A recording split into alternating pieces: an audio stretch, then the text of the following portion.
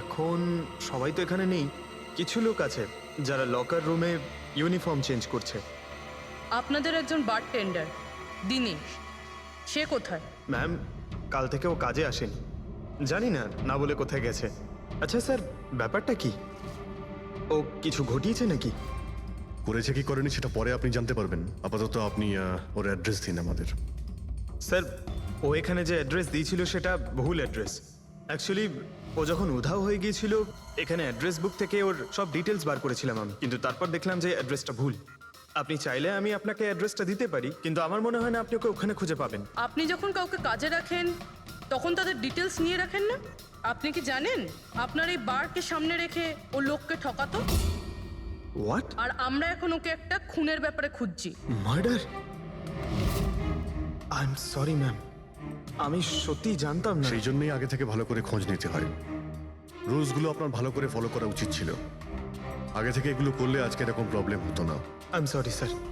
আচ্ছা, এই দিনের সম্পর্কে আর কি বলতে পারো? কিছু জানো ওর সম্পর্কে? না স্যার, তেমন বিশেষ কিছু নয়, কারণ ও খুব কম কথা বলতো, বেশিরভাগ চুপ করেই থাকতো। সেই জন্য ওর বন্ধু কম ছিল, শুধু এক মেয়ে ছাড়া, মানসী। ও এখানে ওয়েট্রেসের কাজ করে।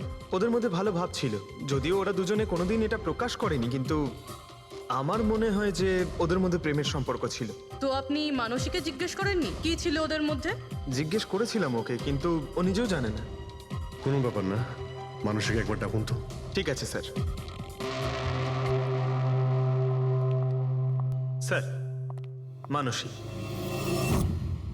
মানসী, দিনেশ তোমার বন্ধু ছিল? ছিল মানে? ও ঠিক আছে তো? দেখো, একটা খুন হয়েছে, আমরা সন্দেহ করছি দিনেশ ওটাতে ইনভলভ আছে। আমরা ওকে খুঁজছি। তুমি জানো কোথায় আছে ও? আমি নিজেই অনেক টেনশনে আছি। ওর ফোনও লাগছে না। আর ও এখানে যে অ্যাড্রেসটা দিয়েছিল সেটাও নকল।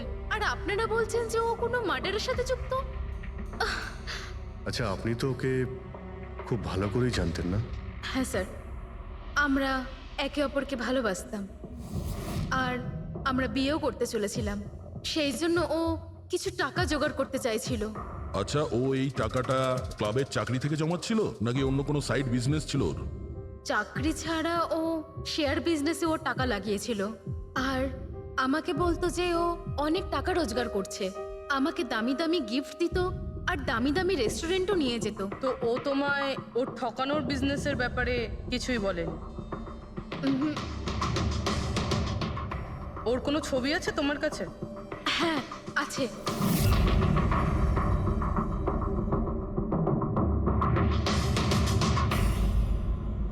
করাও অভিজিৎ, করাও। তিনজনের স্কেচ তো করা হচ্ছে। একটা কথা তো পরিষ্কার যে চারজন সবাই একসঙ্গে কোনো গর্তে লুকিয়ে বসে আছে। হ্যাঁ স্যার। স্যার, এরা ঠক কিন্তু খুনি নয়। ভুল করে এদের হাতে খুন হয়ে গেছে। 100% এরা ভয় পেয়েই কোথাও লুকিয়ে রয়েছে। ব্যাস, এই ভয়টাকেই আমাদের কাজে লাগাতে হবে।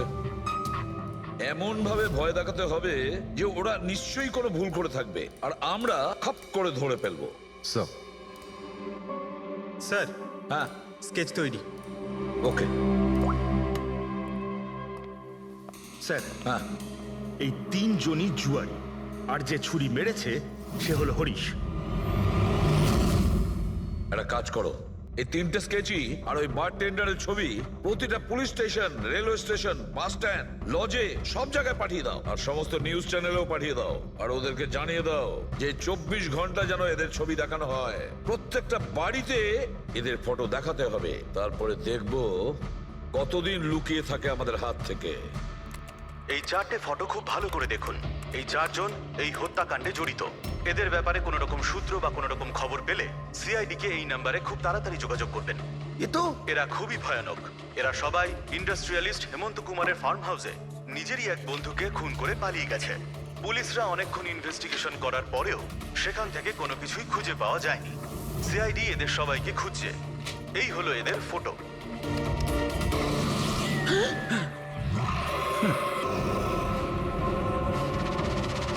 ভাই শোন না, ম্যাচটা চালু কর না, ম্যাচ হচ্ছে। এরা সবাই ইন্ডাস্ট্রিয়ালিস্ট হেমন্ত কুমারের ফার্ম হাউসে নিজেরই এক বন্ধুকে খুন করে পালিয়ে গেছে। সিআইডি এদের সবাইকে খুঁজছে। এই হলো এদের ফটো। দেখলি তুই, এরা তো সবকিছু জেনে ফেলেছে। ভাই ছবি টবি সব দেখাচ্ছে, সমস্ত ডিটেলস দেখাচ্ছে। বাজেভাবে ফেসে যাবো ভাই এসবে। হাসবো তো বটেই, আমি তোদের আগেই বলেছিলাম যে চল পালিয়ে যাই, কিন্তু তোরা তো শুনলেই না। এবার এবার পুলিশ আসবে, সব জায়গায় খোঁজ করবে, আর তখন আরে এখনো এখনো এখনো অনেক সময় আছে, চল পালাই। এই ব্যাগ তোলা, সবাই মিলে পালাই, চল।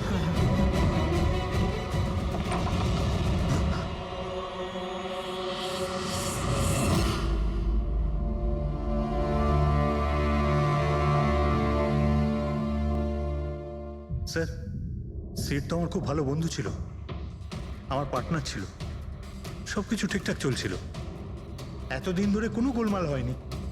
ওই রাতে কি যে হলো, আমি তো অন্যান্য বারের মতোই নকল ছুড়েই মেরেছিলাম, কিন্তু মানে মানে জানি না কিভাবে কিভাবে মরলো, আমি জানি না। এও জানে না। ওসব নাটক বন্ধ করো আর সত্যি করে বলো, বলো। স্যার, আমরা ধনী আর এনআরআই লোকদের বোকা বানিয়ে ঠকাতাম, আর দিনেশ ওই জেডিস ক্লাব থেকে এই ধরনের বোকাদের সিডের কাছে আনতো। তারপর আমরা সেই বড় লোক এনআরআই লোকগুলোকে কোনো খালি নির্জন বাংলোয় নিয়ে যেতাম, যেটা আমরা প্রথম থেকেই সিডের বাংলোর মতো সাজিয়ে রাখতাম। হ্যাঁ স্যার, আমার একটা বিজনেসও আছে স্যার, রিয়েল এস্টেটের বিজনেস। তাই স্যার এই কাজের জন্য এরকমই খালি শুনশান বাংলোর খোঁজ করতাম আমি স্যার, আর তারপর অ্যাভেলেবেল করাতাম এই কাজের জন্য স্যার। স্যার প্রথমে আমরা মুরগিকে জিততে দিই, আর তারপর যখন সে ভরসা পেয়ে যায় তখন সিট জেতা শুরু করে দেয়। এই সব কিছুর প্ল্যান থাকতো স্যার, সিট জিততেই থাকতো, আর আমি আর ওরা আমার মধ্যে ঝগড়া শুরু হতো, আর আমি রেগে গিয়ে ওকে খুন করে দিতাম, মানে মিথ্যে করেই। এসব দেখে ধনী এনআরআই লোক ঘাবড়ে যেত আর ওদের টাকা পয়সা ফেলে পালিয়ে যেত। উঠে পর, নাটক শেষ, চলে গেছে ও।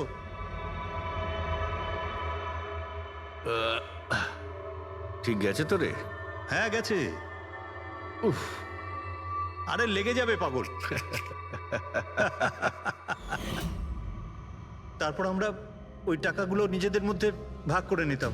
ওই রাতেও সব এরকমই হয়েছিল, আমি ওকে ছুরি মেরেছিলাম, আর তারপর পুলিশকে ফোন করা যাক আর সবকিছু ডিটেলে বলে আমি দেওয়া যাক। পুলিশের চক্করে পড়তে চাই না।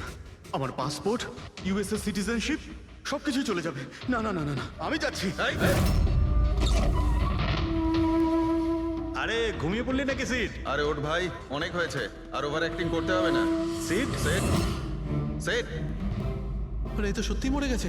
আরে ছুরিটা সত্যি সত্যি লেগে গেল নাকি ওর? আরে কি বাজে কথা বলছিস কি তুই? আরে সিট ওঠ না। সিট ওঠ না।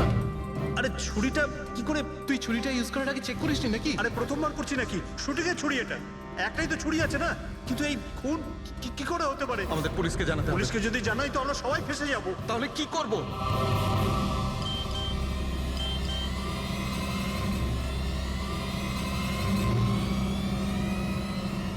তোর খেলাটা ভেস্তে গেছে ভাই। কি? এই এই কেটে দেখ, এই দেখ ফটো আছে।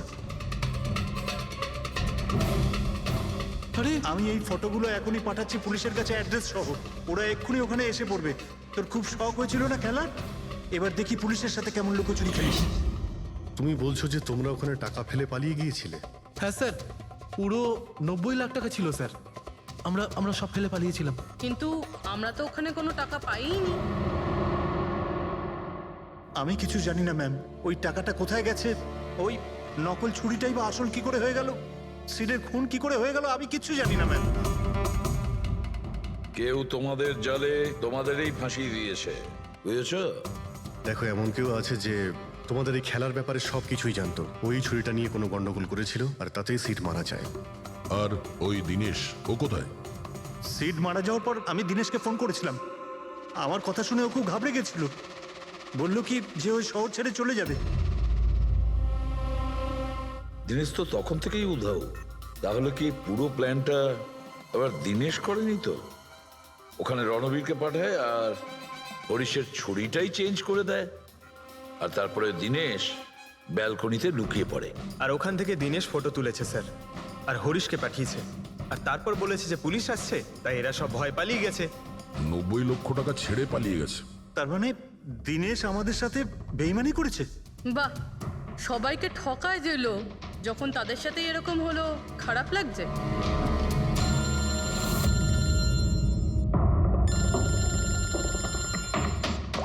হ্যাঁ বলো সালুকে। ফ্যান্টাস্টিক, ঠিক আছে। সালুকে বললো যে প্রমাণ পাওয়া গেছে, যে জিনিস দুটো আমরা দিনেশের কথায় আমরা পাঠিয়েছি। ওর ইউনিফর্ম আর জিম ব্যাগ। হ্যাঁ দা, যে কাপড়ের টুকরো আমরা ব্যালকনি থেকে পাই, ওই টুকরোর সঙ্গে এই দিনেশের ইউনিফর্মের কাপড় ম্যাচ করছে। স্যার তার মানে খুনি দিনেশ?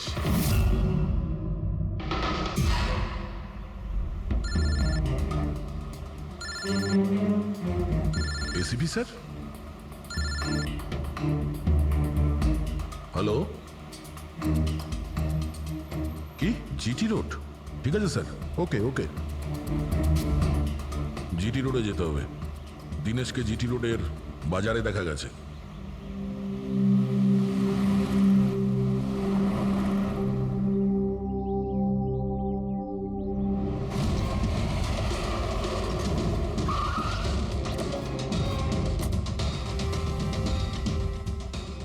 ভাই, এই লোকটাকে দেখেছো এখানে?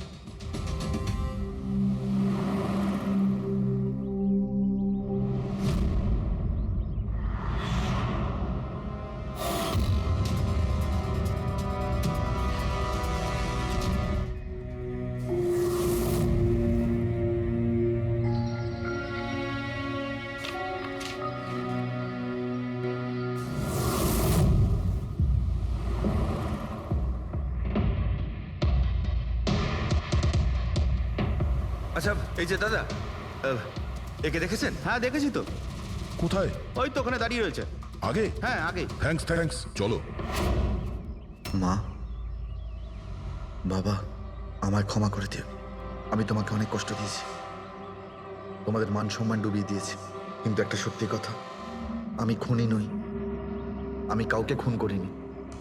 আমি শুধু একটু টাকা ইনকাম করতে চেয়েছিলাম, কিন্তু আমি জানতাম আজ নয়তো কাল পুলিশ আমাকে ধরেই নেবে। এটা হওয়ারই ছিল।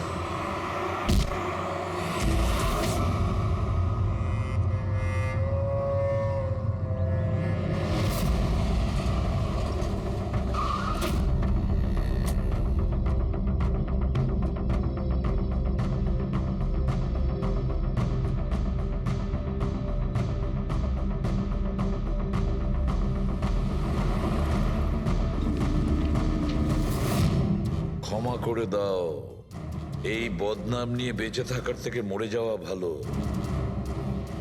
স্যার, আমরা সিসিটিভি ফুটেজ চেক করে দেখেছি। ওকে দেখে ওখানে ডিপ্রেসড মনে হচ্ছিল। স্যার, মনে তো হচ্ছে না কেউ ওকে ফোর্স করেছিল।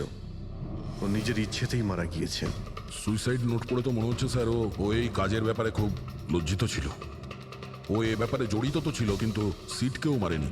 স্যার দিনেশ নয় তো আর কে হতে পারে? এদের এইসব খেলার ব্যাপারে আর তো কেউ জানতোই না। এরকম ব্যাপার নয় তো যে এরা যাদেরকে ঠকিয়েছিল ওদের মধ্যে কেউ এদের থেকে প্রতিশোধ নিচ্ছে? হতে পারে। একটা কাজ করি, আমরা বোর্ডের ওপর পুরো সাসপেক্টদের নাম লিখি, ওদের ফটোগুলো ওই সাসপেক্ট মানে ওই এনআরআই যাকে হরিশ আর তার দুই বন্ধু মিলে ঠকিয়েছে,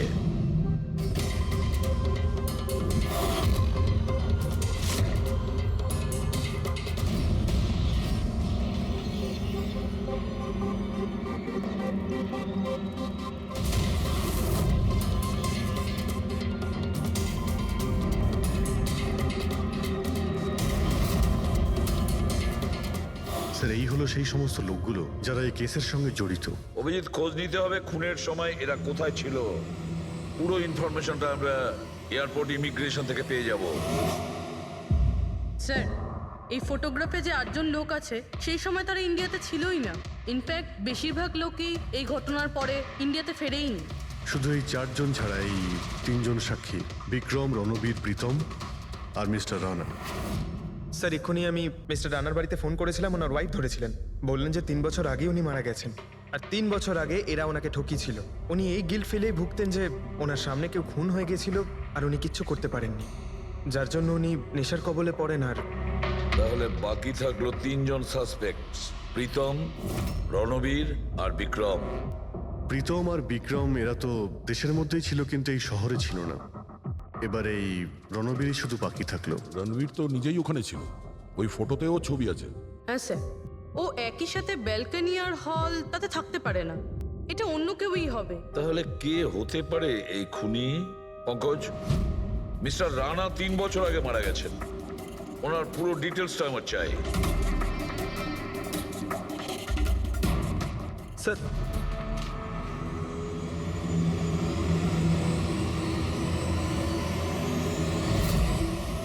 এটা কোনো একজন লোকের কাজ নয়, অন্য কেউ আছে যে ওর সঙ্গে কাজটা করেছে। আমার তো মনে হচ্ছে যে খুনি আমাদের চোখের সামনেই আছে, শুধু আমরাই ওকে দেখতে পাচ্ছি না। ইয়েস, খুনি তো আমাদের সামনেই ঘুরছে। কি কথা বলেছো ফ্রেডি, সুপার।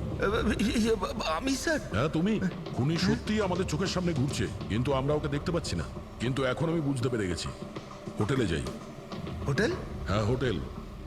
থিওরি হিসেবে ওর হোটেলেই থাকার কথা। একবার যদি জানতে পারি যে খুনি ওই, তাহলে ওর সঙ্গী আর জুয়োর টাকা সব পেয়ে যাবো। তাহলে চলুন স্যার, তাড়াতাড়ি যাওয়া যাক আর ওকে ধরে ফেলি গিয়ে। ধরবে না ওকে, ওর ওপর নজর রাখতে হবে। আর হ্যাঁ, যদি বেশি চালাকি করে তাহলে ছাড়বো না ওকে।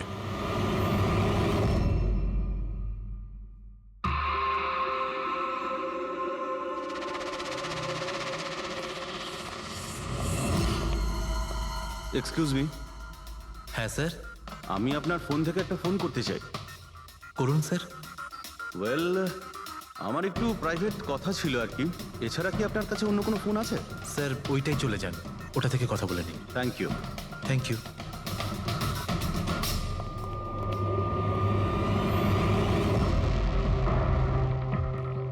শোনো ভাই, হ্যাঁ স্যার। আমরা সিআইডি থেকে আসছি। আমরা এই লোকটাকে ফলো করছি। এই লোকটা যে কথা বলছে ওটা আমাদের শুনতে হবে যে কি কথা বলছে। স্যার ওই ফোনটা এই ফোনটার সাথে কানেক্টেড। আমার মনে হচ্ছে সিআইডি কিছুই জানতে পারেনি। প্ল্যানটা সাকসেসফুল। আমাদের প্ল্যানটা খারাপ করার শুধু একটাই লোক ছিল, আর সে ছিল দিনেশ। আরও সেটার উপযুক্ত শাস্তি পেয়ে গেছে। So there is nothing to worry about. You don't worry, আমি যদি কিছু জানতে পারি তোমাকে জানাবো। I love you two.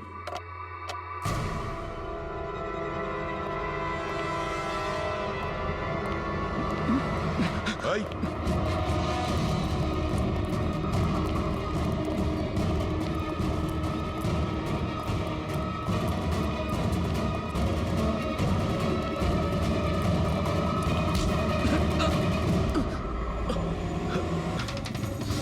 আমি আপনাদেরকে কিচ্ছু বলতে পারবো না। আমি এই ব্যাপারে কিচ্ছু জানি না। তুই কিছু বলিস আর না বলিস, তুই ফোনে যা কথা বলছিলি না ওটা আমরা সবাই শুনে নিয়েছি, বুঝলি? শুধু এটা বল, টাকা কোথায়? হ্যাঁ, দেখো, মুখ বন্ধ করে কেন নিজের জীবনের সর্বনাশ ডেকে আনছো? তোমার মঙ্গল এতেই, চুপচাপ যা জানো সব বলে দাও। টাকাটা ওর কাছে রয়েছে।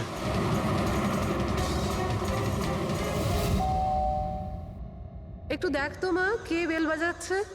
হ্যাঁ মা।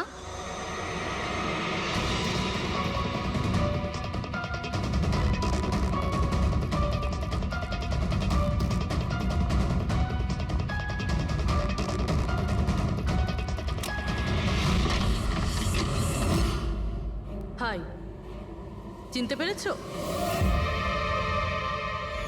স্যার, মানসী। অ্যাকচুয়ালি আমরা আপনার বাড়ির তল্লাশি নিতে চাই। Search warrant. কি ব্যাপার?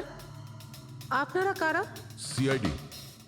আমাদের কাছে আপনার বাড়ির তল্লাশির অর্ডার আছে। কিন্তু আমরা কি করেছি? আপনারা এখানে কেন এসেছেন? খুব তাড়াতাড়ি জানতে পারবে। চেক করো।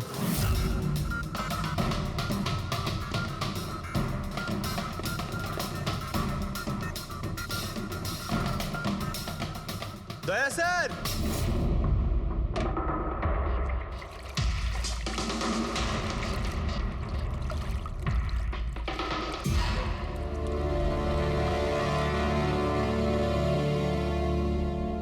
চলো।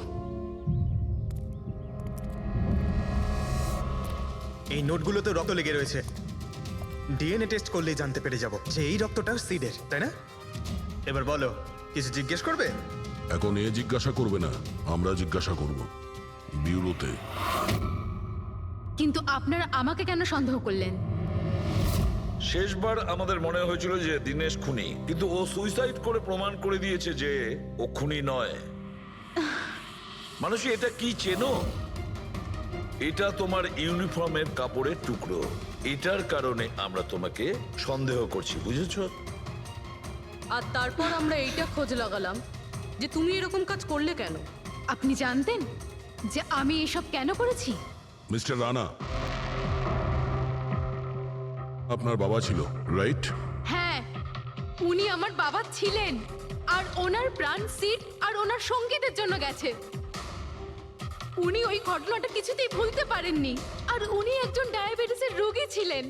তারপরে উনি প্রচুর ড্রিঙ্ক করতে শুরু করে দিয়েছিলেন। উনি কি জানতেন এগুলো যা হচ্ছে সেগুলো সবই নাটক? না, উনি কিছুই জানতেন না। যদি এটা জানতেন তাহলে নিজের প্রাণ নিতেন না। উনি তো এই সব কিছুকে সত্যি মনে করতেন। ইউএসএ তে ছিলাম আমি, যখন মা আমাকে কল করলো। বাবার অবস্থা খুব খারাপ ছিল। যখন আমি ইন্ডিয়া আসলাম তখন উনি আমাকে বললেন যে আমাকে ওনার কোনো অসম্পূর্ণ কাজ পূর্ণ করতে হবে আর ওনার অপরাধীদের শাস্তি দিতে হবে। তারপরে আমিও বাবাকে প্রমিস করেছিলাম যে আমি ওনার অসম্পূর্ণ কাজ শেষ করব। তারপরে উনি আমাদের সবাইকে ছেড়ে চলে গেলেন। তারপরে তুমি কি করলে? তারপরে আমি খোঁজ করা শুরু করি, কিন্তু ওই সময় এরকম কোনো কেস রেজিস্টারই হয়নি। কিন্তু পরে আমার মনে পড়েছিল বাবা বলেছিল যে এই জেডিস ক্লাবে দিনেশ ওনাকে সিডের সাথে দেখা করিয়েছিল। তো এইভাবে তোমার সঙ্গে দিনেশের দেখা হয়? হ্যাঁ, তারপরে আমি ওখানে ওয়েটারে চাকরি করা শুরু করি। দিনেশকে নিজের বন্ধু বানাই আর ধীরে ধীরে ওর কাছে আসতে থাকি। তারপরে পুরো বিষয়টাই আমি বুঝতে পেরেছিলাম যে কিভাবে ওরা আমার বাবাকে বোকা বানিয়ে আমার বাবার থেকে টাকা নিয়েছিল। কিন্তু আইনের কাছে সাহায্য চাওয়ার বদলে তুমি আইন নিজেই হাতে নিয়ে নিলে। বেইমানির বদলে বেইমানি। দিনেশের সঙ্গে তুমি ভালোবাসার নাটক করেছিলে। হ্যাঁ, আমি নাটক করেছি। ওদেরকে উপযুক্ত শাস্তি দেওয়ার জন্য আমি এটা করেছিলাম। আর এতে তোমার সাহায্য করেছে তোমার প্রেমিক, তোমার আসল বয়ফ্রেন্ড।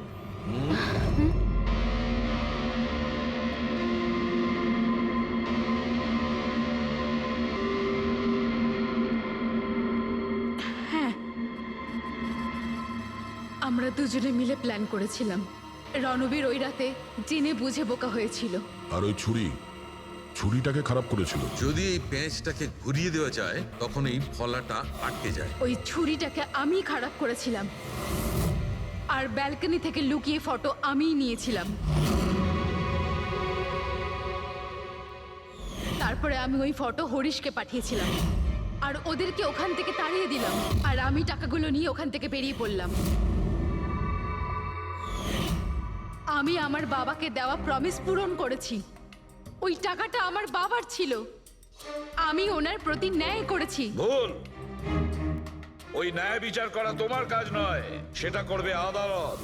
তুমি আইন নিজের হাতে নিয়েছিলে আর একটা খুব মস্ত বড় অপরাধ করেছো। আইন তোমাকে কঠোর থেকে কঠোরতম শাস্তি দেবে। তোমাদের দুজনকে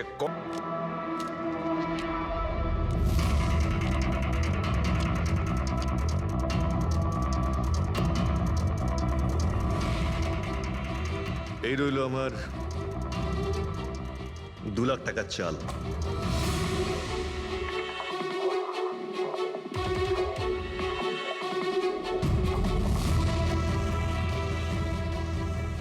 আমার 3 লাখ টাকার চাল।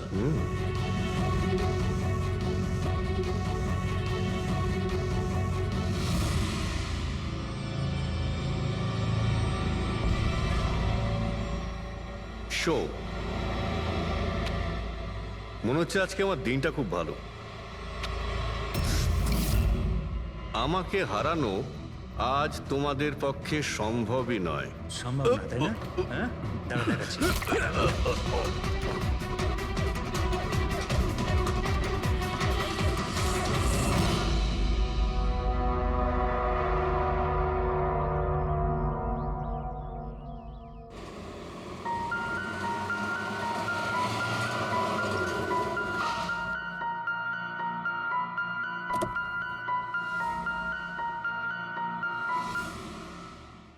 চলো বাচ্চারা।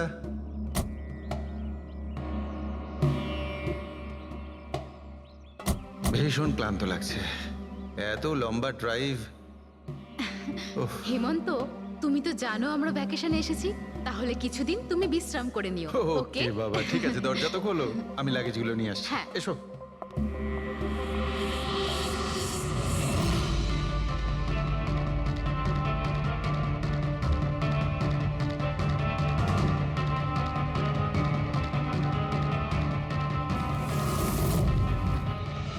হেমন্ত, হেমন্ত তাড়াতাড়ি এদিকে এসো।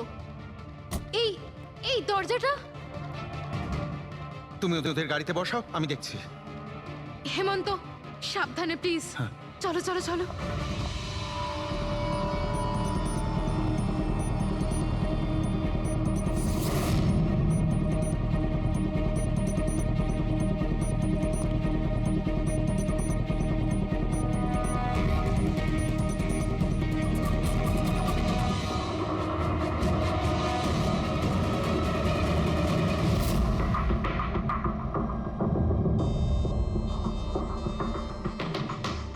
তিন চারবার আঘাত করেছে ছুরি দিয়ে। লাশ খুব একটা পুরনো নয়, মনে হচ্ছে কাল রাতে খুন হয়েছে এর। জুয়া খেলার সময় মারা গিয়েছে। এই 5টা গ্লাস পড়ে আছে এখানে, আর এই 5টা ভাগে তাস বাটা আছে। মনে হচ্ছে এছাড়া আরো 4 জন ছিল, ওদের মধ্যে কেউ একজন মেরেছে একে। বাইরে থেকেও কেউ আসতে পারে। পুরবী পঙ্কজ, একটু দেখো তো এই জালনা কিংবা দরজা ভাঙা নেই তো? মিস্টার হেমন্ত, এই লোকটা কে? না স্যার, আমি তো এনাকে আগে কখনো দেখিও নি। এই লোকটা আপনার ঘরে মরে পড়ে আছে, আর দেওয়ালের চারিদিকে ওর ছবি লাগানো আছে। এটা কি করে সম্ভব? একজন অচেনা লোক আপনার এই হলিডে হোমে এসে তাস খেলছে, মারা গেছে। How it possible?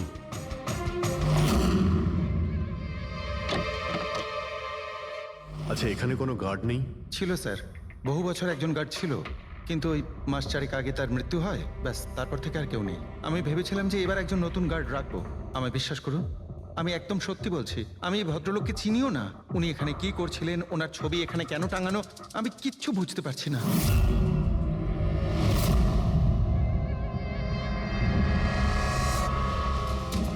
পঙ্কজ,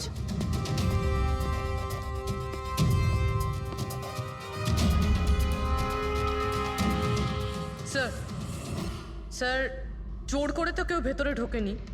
হ্যাঁ, পিছনের দরজায় তালা নেই কোনো, আর তার ছিটকানিটা বাইরে থেকে খোলা যায়। ওখান থেকে এসছে ওরা। আর স্যার, এই লিভিং রুমের যে জানলাটা আছে এর বাইরে একটা কাটার ঝোপ আছে। ঝোপের মধ্যে এইটা পেলাম স্যার, কাপড়ের টুকরো। মনে হচ্ছে কেউ এর উপরে নজর রাখছিল ওখান থেকে, আর তাড়াহুড়ো করে দৌড়ুতে গিয়ে তখন এই কাপড়ের টুকরোটা ওইখানে আটকে যায়। মৃত ব্যক্তি ছাড়া এখানে আরো 4 জন ছিল, আর একজন লোক বাইরে, সব মিলিয়ে 5 জন। তাহলে এই ক্রাইমের অন্তত 5 জন সাক্ষী আছে। যদি এই 5 জনের মধ্যে একজনকেও ধরতে পারা যায়, তাহলে জানা যাবে কাল রাতে এখানে কি হয়েছিল। 3 জন লোক আছে যারা এই খুনটা সম্বন্ধে জানে, এবং তারা যে খুন হয়েছে তার ছবি দেখে চিনতে পেরেছেন। কখন আসছে ওরা? একটা সময়। 5 জনের মধ্যে 3 জন প্রথমবারই পাওয়া গেল, নট ব্যাড। আর স্যার, ওনারা নিউজ দেখে নিজেরাই আমাদের সঙ্গে দেখা করতে এসেছিলেন। অসাধারণ ব্যাপার। সমাজে যদি বাজে লোক থাকে, ভালো লোকও অনেক আছে স্যার। কিন্তু ওরা কাল রাতে রিপোর্ট লেখালো না কেন? স্যার স্যার, এরা ওই 3 জন, প্রীতম, রণবীর, বিক্রম। প্রীতম, রণবীর আর বিক্রম। তোমরা সবাই জানো ওই খুনটার ব্যাপারে? স্যার। 3 জনের আলাদা করে স্টেটমেন্ট নাও। স্যার, যখন সিডের খুন হয়েছিল তখন আমি ওখানেই ছিলাম। সিড? ওর নাম সিড ছিল? হ্যাঁ স্যার। স্যার, আমি ওদের চিনতামও না। কালকে প্রথমবার ওদের সাথে দেখা হয়েছে, আর কালকেই খুন হয়ে গেল। এক মিনিট। সব কিছু ঠিক মতন বলবে। স্যার, আসলে ওই যে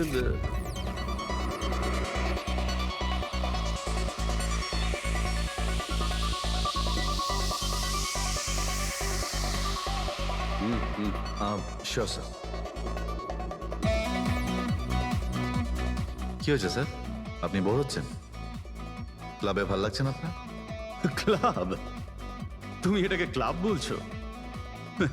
মনে হচ্ছে ক্লাব তুমি দেখোইনি। স্যার, আপনি এখানে নতুন এসেছেন, এই শহরে প্রথমবার এসেছেন? হ্যাঁ, নিউ ইয়র্কে থাকি। একটা কাজের জন্য ইন্ডিয়াতে এসেছি। কাজ শেষ হয়ে গেছে আর শহরে বসে বোর হচ্ছি। আপনার বোর্ডন দূর করার একটা রাস্তা আছে আমার কাছে। রিয়েলি? কি? একটু এক্সপেন্সিভ। সেটা চিন্তা তোমায় করতে হবে না। কি রাস্তা আছে সেটা বলো। ভেবে দেখুন স্যার, লাখ টাকার ব্যাপার আর রিস্কও আছে। ঝুঁকি, রিস্ক নেওয়া আমার হবি। আর সেটা যদি হয় টাকার, সেটা আমার কাছে অনেক আছে। কাজটা বলো। সুপার দেন। তুমি কি ধরনের জোকিং এর কথা বলছো? এরকম কোনো ব্যাপার নেই স্যার, শুধু জুয়া খেলতে হবে। লাখ টাকা, জিতে গেলে মালামাল আর হেরে গেলে কঙ্কাল। আর এমনিতেও আপনার টাকার তো কোনো চাপ নেই। তাহলে চলুন আমার সাথে, কাম। যাচ্ছ কোথায়? এক ভদ্রলোকের বাড়ি। ভদ্রলোকের বাড়ি? কে ভাই? ওই যে দেখতে পাচ্ছেন, ব্ল্যাক জ্যাকেট, হোয়াইট শার্ট।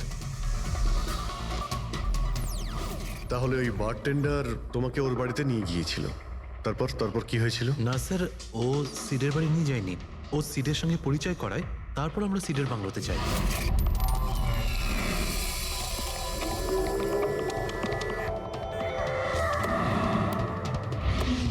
আর যখন আমরা ওখানে পৌঁছলাম তখন আগে থেকেই দুজন ওখানে ছিল।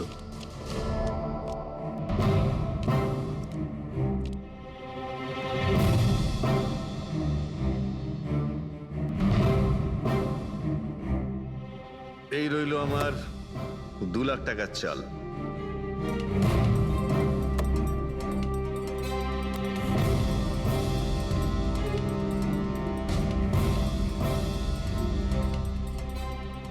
শো দেখা। দারুণ ব্যাপার ভাই। কি খেয়ে বসেছিস? জিতেই চলেছিস। আমাদেরও বলে দে, আমরা একটু টাকা কামাই। ভাই, যদি খেলেই যেতে পারা যেত তাহলে তো কোনো কথাই ছিল না। এগুলো সব কপালের ব্যাপার, আর আজ আমার কপাল ভীষণ ভালো। সেটাই মনে হচ্ছে। তাহলে আরেকটা ডিল হয়ে যাক। হয়ে যাক। এটা কি করে হতে পারে? বললাম না আমার কপাল খুব ভালো। তোর লাক আজকে ভালো না অন্য কিছু? মানে এটাই যে তুই তাসের মধ্যে সেটিং করে রেখেছিস। এ নিশ্চয়ই তাসের মধ্যে কিছু গোলমাল করে রেখেছে। ভাই, এর বাড়ি হয়তো কোনো ক্যামেরাও লাগিয়ে রেখেছে, নাকি তাসে গন্ডগোল করে রেখেছে। ভেবে দেখার ব্যাপার। তোর মনে হচ্ছে আমি চিটিং করছি? অফকোর্স, নাহলে আমাদের মধ্যে কারো হাতে ভালো তাস এলো না কেন? ওর এলো না, আমার এলো না কেন? তুই চিটিং করছিস? চিটার? এই, তুই আমাকে চিটার বলছিস? হ্যাঁ, তোকে চিটার বলছি। ও, হার মেনে নিতে পারছিস না তুই, তাই তো?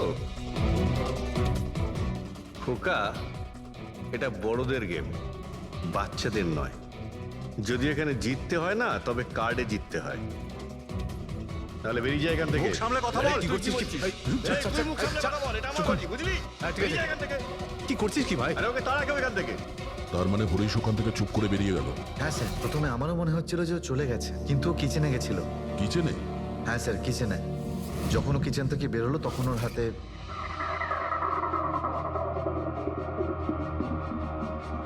তুই আবার এসিস এখানে? তোকে বলেছি না এখানে আসবি না? বেরো এখান থেকে। কি হলো কি? এই, তুই আবার হাত দিচ্ছিস গায়ে? আরে ভাই, আরে কি করলি কি তুই? আরে মেরে দিল ওকে। এটা এটা কি করলে? মেরে দিলে? আমি অ্যাম্বুলেন্সকে কল করছি, তোরা এখানে থাক। আরে মরে গেছো? পুলিশকে ফোন কর, না হলে আমরা সবাই ফেসে যাবো। পুলিশকে ফোন করলে আমরা বেঁচে যাব? জুয়া খেলছিলাম আমরা, বেআইনি এই জুয়া খেলা। হ্যাঁ, জুয়া খেলেছি, কাউকে মারিনি তো এক আমরা। বেশি চালাকি করিস না। পুলিশ যদি আসে না, আমি একা ফাঁসবো না, সবাই মিলে ফাঁসবো। সেভ একটা কাজ করতে পারি, তোরা এখান থেকে যা, আমি কাজটা খতম করে আসছি। তোমরা কত টাকা হেরেছিলে? স্যার 30 লাখ। আমার প্রায় 50 লাখ মতন। স্যার 35 লাখ। এক মিনিট।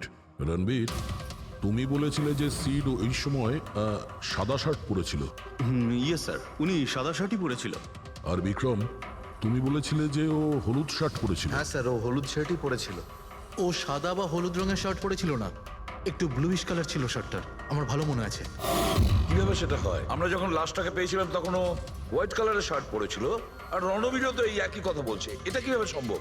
একই সময়ে আলাদা আলাদা ড্রেসে কিভাবে খুন হয়? স্যার যখন মার্ডার হলো তখন এটা কেউ ছিলই না ওখানে। ছিল না মানে? মানে এটাই যে আমার ভালো মতো মনে আছে, এটা 6 মাস আগের ঘটনা। এরা ছিল না ওখানে। না স্যার, এটা পুরো 1 বছর আগের কথা। কি সব বলছে স্যার এরা? ফোন তো কাল রাতে হয়েছে, তাই না? এক্স্যাক্টলি, খুনটা গতকাল রাতেই হয়েছিল। আর সেই সময় উনি সাদা রঙের শার্টই পরেছিলেন। এক মিনিট এসব তোমরা কি বলছো? কাল রাত, 6 মাস, 1 বছর আগে? হ্যাঁ স্যার। আই হোপ তোমরা একটা লোকের মার্ডারের কথা বলছো যা কাল রাতে হয়েছিল, তাই তো? আর তোমরা বলছো এই দুইজন ছিল না মার্ডারের সময়? স্যার এরা দুজন ওখানে ছিল না। আমি যে মার্ডারের কথা বলছি সেটা 6 মাস আগে হয়েছে। স্যার, খুনটা কাল রাতেই হয়েছিল।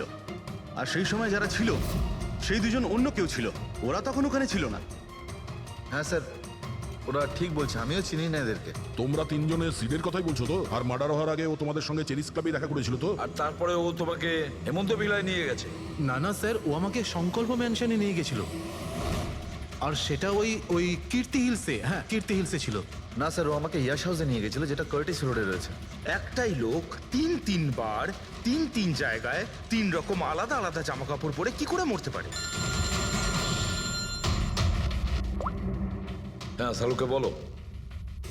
আচ্ছা ঠিক আছে, ওকে। অজিত, সালুকে কোনো সূত্র খুঁজে পেয়েছে।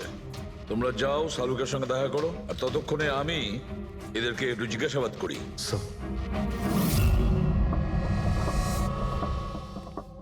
হ্যাঁ, এসো এসো ভাই এসো, দেখো আমি কি পেয়েছি। আরেকটা কথা বলতে হবে, এই কেসটা বড় অদ্ভুত। হ্যাঁ ডক্টর সালুকে, কেসটা তো খুবই অদ্ভুত। আর যেগুলো আমরা জানতে পেরেছি ওগুলো... আরে না ভাই, ওইটাও তো অদ্ভুত নয়, আমি যেটা তোমাদের বলতে যাচ্ছি সেটা অদ্ভুত। হ্যাঁ, কি হলো? তুমি এদিক ওদিক কি দেখছো? কিছু না। ঠিক তো? না, আমি আপনার কথাই শুনছি। কি বলছেন স্যার? ও আচ্ছা, হ্যাঁ, তো আমি কি বলছি? ও হ্যাঁ, অদ্ভুত।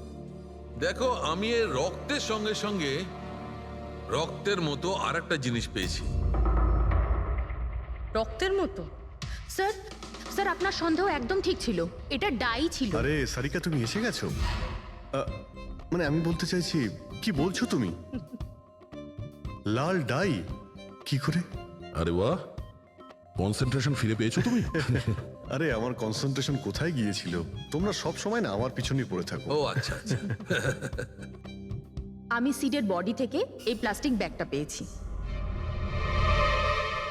এই ব্যাগ ওর শার্টের ঠিক নিচে ওর বডির সাথে টেপ দিয়ে আটকানো ছিল। আর এই ব্যাগটাতেই একদম রক্তের মতো ডাই রাখা হয়েছিল। এটা তো ঠিক ওই রকমই যেটা ফিল্মের শুটিং এ ইউজ করা হয়। বা হয়তো নাটকে। নাটক? হ্যাঁ, নাটকে। যতদূর আমরা জানতে পেরেছি তাতে এটা পরিষ্কার যে সিড একজন ঠক ছিল। সিডা তার সঙ্গীরা মিলে জুয়া আর মার্ডারের নাটক করে লোকেদের ঠকাতো। তার মানে এসবের মধ্যে ওই বারটেন্ডারও যুক্ত ছিল।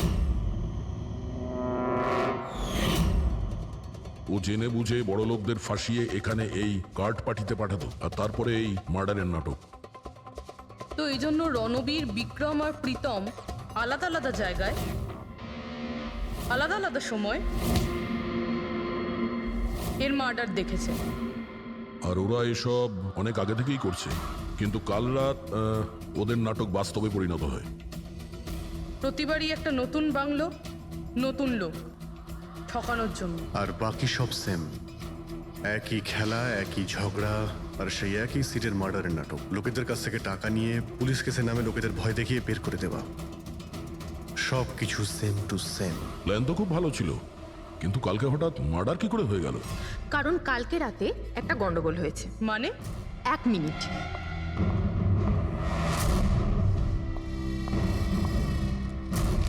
স্যার, আর এই হচ্ছে ছুরি। এই ছুরিটাও সেই রকমই নকল যেমন এই রক্তটা। যদি এটাকে কারোর শরীরে মারা যায় তখন এটা শরীরের ভেতরে যায় না, এটা ছুরির ভেতরেই চলে যায়। এই দেখো। কিন্তু ডক্টর, এটা যদি নকল চাকু হয় তাহলে এই নকল চাকু দিয়ে সিড মারা গেল কি করে? কালকে রাতে একটা ভুল হয়েছিল। এখানে একটা পেঁচ আছে, এই দেখো। যদি এই পেঁচটাকে ঘুরিয়ে দেওয়া যায় তখন